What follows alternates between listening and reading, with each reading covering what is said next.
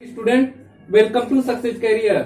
जैसा कि आप लोग पूछ रहे हैं कि सर CITS एडमिशन के लिए क्या हमने फॉर्म नहीं भरा हुआ है, हमने रजिस्ट्रेशन नहीं किया हुआ है, या मैंने रजिस्ट्रेशन तो किया है लेकिन मैंने एग्जाम नहीं दे पाया, तो क्या मेरा CITS में एडमिशन हो जाएगा 2020 में? तो इस वीडियो में ही हम बात करेंगे और आपको बताएंगे पूरी प्रोसेस। अगर आप एग्जाम नहीं दे पाए हैं या आप अपनी रजिस्ट्रेशन फॉर्म नहीं भर पाए हैं तो आप NSTI या CTI या ITOT कॉलेज में कैसे एडमिशन ले पाएंगे। इस वीडियो में अंत तक बने रहिएगा, सारी डिटेल आपको मैं बता दूंगा। देखिए, सबसे पहला क्वेश्चन आ रहा है कि आपने CITS पे रजिस्ट्रेशन नहीं किया है तो क्या आप एडमिशन ले सकते हैं? आपको सेंट्रल गवर्नमेंट की कॉलेज मिल सकती है या आप ITOT कॉलेज मिल सकता है? तो मेरा जवाब होगा हाँ, आपको भी मिल सकता है। तो आपका सवाल आ रहा है बिना रजिस्ट्रेशन किए कैसे मिल सकता है?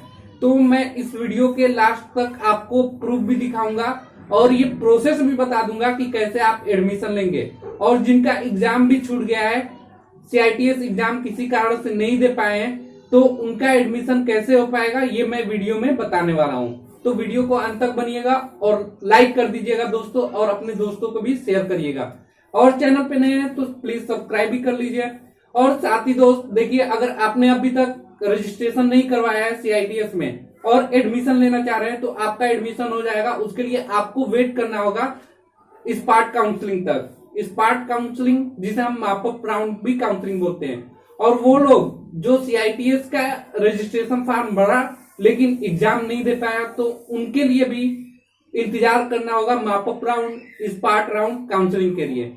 मापअप राउंड और स्पार्ट काउंसलिंग क्या होता है दोस्तों? देखिए, अगर एडमिशन जो काउंसलिंग होगी, फर्स्ट काउंसलिंग, सेकेंड काउंसलिंग, ये काउंसलिंग होने के बाद आपका एडमिशन हो सकता है। देखिए क्या होता है कि फर्स्ट राउंड और सेकेंड राउंड की काउंसलिंग होने के बाद लोग क्या करते हैं, अपना CITS एग्जाम किसी कारणवश छोड़ देते हैं। जैसे हो सकता है उनका किसी पेपर निकल गया हो गवर्नमेंट जॉब का, या कोई CITS नहीं करना चाहते हो, क्योंकि ITI के बाद ही CTI बेसिकली बहुत से लोग करते हैं, पॉलिटेक्निक वाले भी करते हैं और डिग्री डिप्लोमा वाले भी करते हैं। तो क्या होता है कि जो CITS एग्जाम दिए हैं ITI वाले स्टूडेंट या पॉलिटेक्निक या डिग्री डिप्लोमा, तो उनका जैसे ही जॉब लग जाता है तो वो सीटें खाली हो जाती है।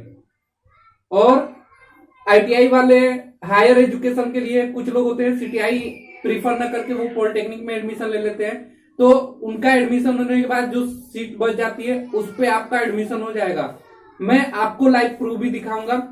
देखिए क्या करना पड़ेगा कि सेकेंड राउंड जब हो जाएगा, सेकेंड काउंसलिंग हो जाएगी, उसके बाद आपका मापअप राउंड स्टार्ट होता है। तो उस मापअप राउंड में आपको पार्टिसिपेट करना पड़ेगा। पार्टिसिपेट करने के लिए आप NIMIonlineadmission.in पर वेबसाइट पे विजिट करते रहिएगा। वहां पे किस कॉलेज में कितनी वैकेंट सीटें निकलेंगी सेकेंड राउंड के बाद।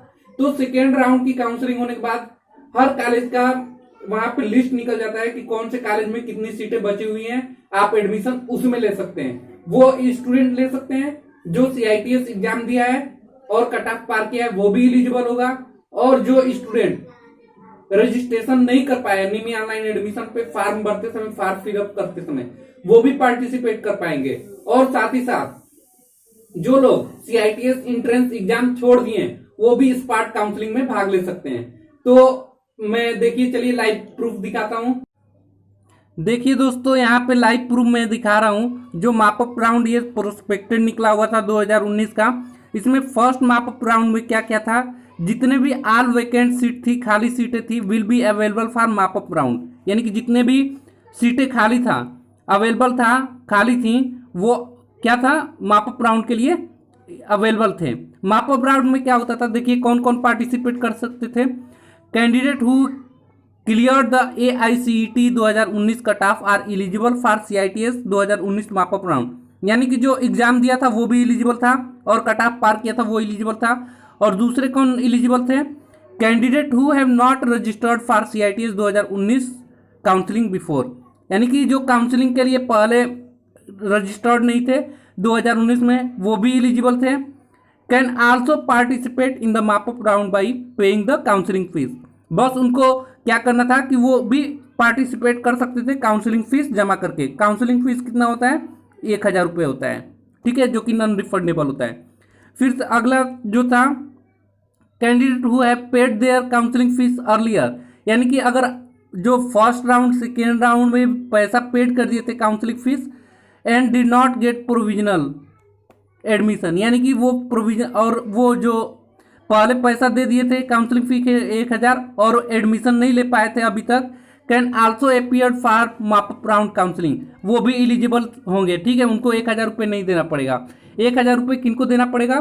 जो रजिस्टर्ड नहीं किए थे 2019 काउंसलिंग के लिए, उनको देना पड़ेगा ना। जो फिर यहाँ पे दे रहा है, देखिए यहाँ पे candidate who participated in the first round second round of CITS 2019 counselling, ठीक है, यानी कि कैंडिडेट जो पार्टिसिपेट किए थे फर्स्ट और सेकेंड राउंड जो 2019 में काउंसलिंग के लिए, got provisionally admission can not participate in the mop up round, यानी कि जो फर्स्ट और सेकेंड राउंड में पार्टिसिपेट किए थे और उनको कॉलेज एडमिशन ले चुके हैं, प्रोविजनली एडमिशन हो चुका है, वो पार्टिसिपेट नहीं कर सकते थे।